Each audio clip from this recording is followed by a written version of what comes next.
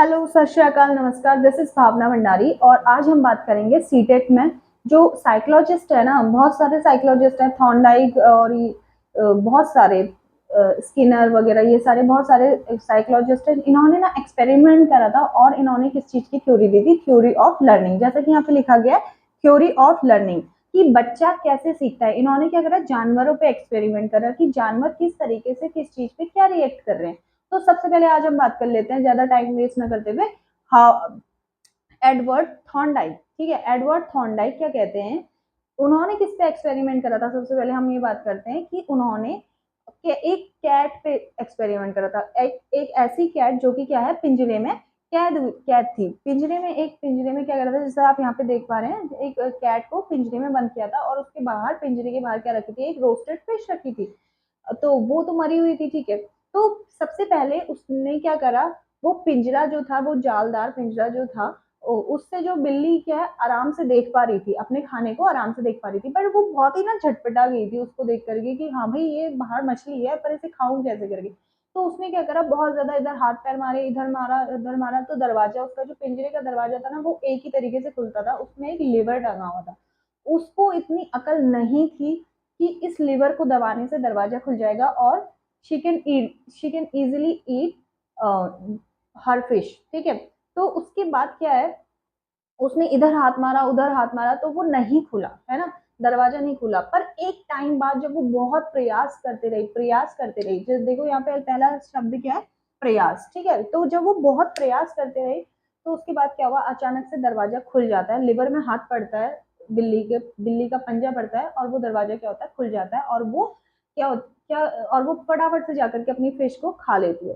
तो इस एक्सपेरिमेंट से क्या पता चलता है, थॉर्नडाइक इस एक्सपेरिमेंट से ये पता लगाते हैं कि हाँ, जानवर भी एक ऐसा चीज है जो कि बहुत ज्यादा प्रयास करेगा, त्रुटि भी करेगा, गलतियां भी करेगा, एरर भी करेगा, लेकिन बहुत ज्यादा प्रयास करने के बाद एक ना एक बार अगर वो मतलब अपनी चीजों को सही कर लेता है, प्रयास करने के बाद अपनी गलतियों को सुधारने के बाद वो अपने लक्ष्य तक पहुंच ही जाता है। ठीक है, तो सबसे पहला इनका सिद्धांत क्या है, ट्रायल एंड एरर थ्योरी। मतलब इनके कहने का मतलब है कि बच्चा या जानवर बार बार ट्राई करने के बाद, बार बार प्रयास प्रयास करने के बाद और बहुत प्रयास करने के बाद अपने लक्ष्य तक पहुंच ही जाता है ना। लेकिन उसमें एरर भी होता है, ऑफ कोर्स ही बात है, जब हम किसी नई चीज को सीखते हैं तो उसमें बार बार प्रयास करते हैं और वो क्या हो जाता है, उसमें कभी कभी त्रुटि भी हो जाती है। मतलब हम ऐसे भी सोच सकते हैं, जैसे कोई लेडी है, वो बार बार खाना बनाती है, पहली पहली बार खाना बनाना सीख रही है। जैसे मैं खुद की बात बता रही हूँ, मुझे पहले कढ़ी बनानी नहीं आती थी, तो मैं बार बार कढ़ी बनाती थी। कभी उसमें बहुत ज्यादा बेसन हो जाता था, कभी कुछ हो जाता था, पर बार बार एक्सपेरिमेंट करने के बाद, वो शायद मेरे एक्सपेरिमेंट ही थे, वो बार बार एक्सपेरिमेंट करने के बाद मुझे ये पता चला कि हाँ, अब किस क्वांटिटी में कौन सा इंग्रेडिएंट पड़ना है ना।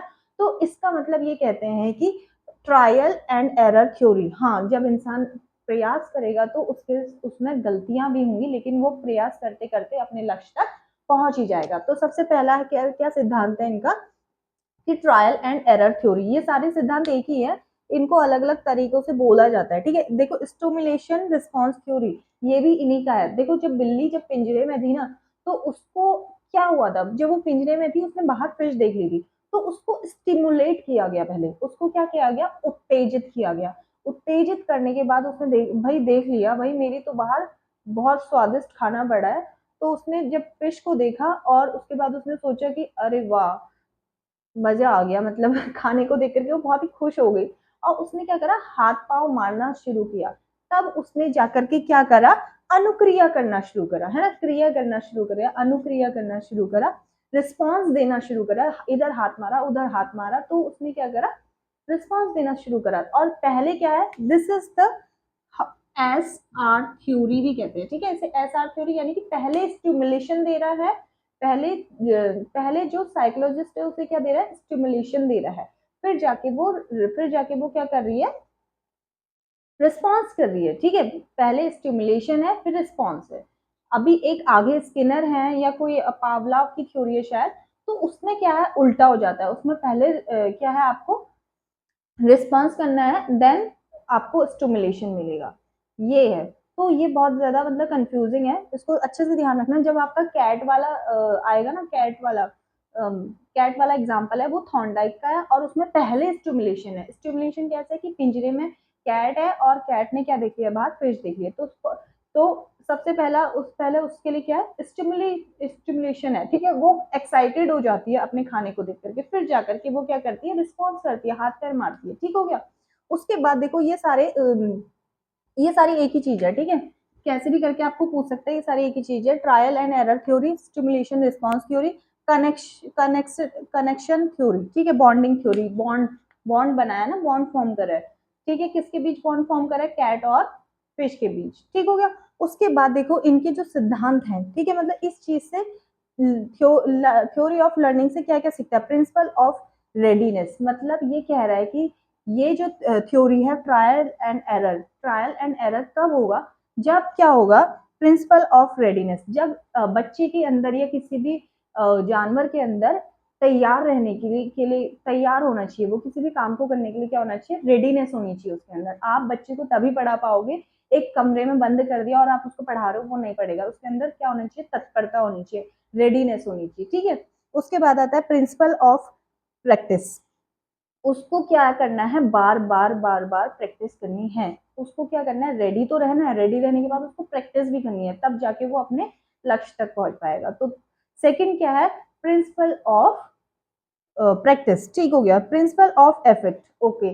प्रिंसिपल ऑफ इफेक्ट क्या है, प्रिंसिपल ऑफ इफेक्ट है जैसे मतलब किसी बच्चे ने कुछ काम किया तो उसका अगर पॉजिटिव इफेक्ट है, पॉजिटिव रिस्पॉन्स है, तो वो बच्चा बहुत एक्साइटेड हो जाएगा और उसको उस काम को करने के लिए वो क्या करेगा, मतलब खुश, पॉजिटिव रिस्पॉन्स रहेगा ना, तो पॉजिटिव इफेक्ट रहेगा किसी काम को करने की, तो वो करेगा उसको। लेकिन और इसका नेगेटिव एस्पेक्ट भी देखा जाता है, ठीक है। नेगेटिव एस्पेक्ट क्या है, नेगेटिव रिजल्ट।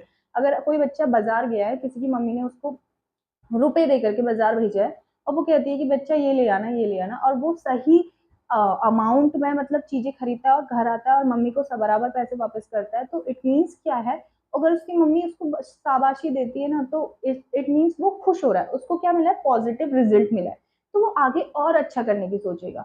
अगर यही पे वो थोड़ा रुपए इधर उधर कराता, तो उसकी मम्मी घर आकर के उसको क्या कर देती, नेगेटिव रिस्पॉन्स देती, जिसकी वजह से वो क्या हो जाता, थोड़ा सा डिमोटिवेट हो जाता है ना। अगर रिस्पॉन्स क्या होंगे, पॉजिटिव होंगे, रिजल्ट्स क्या होंगे, पॉजिटिव होंगे, तो बच्चा क्या होगा, हमेशा अच्छा अच्छा रिस्पॉन्स देगा, ठीक है। तो this is the principle of effect, काम को करने में अच्छा इफेक्ट आते रहेगा तो बच्चे की और करने की संभावना बढ़ जाती है, ठीक है। This is the theory of Thorndike.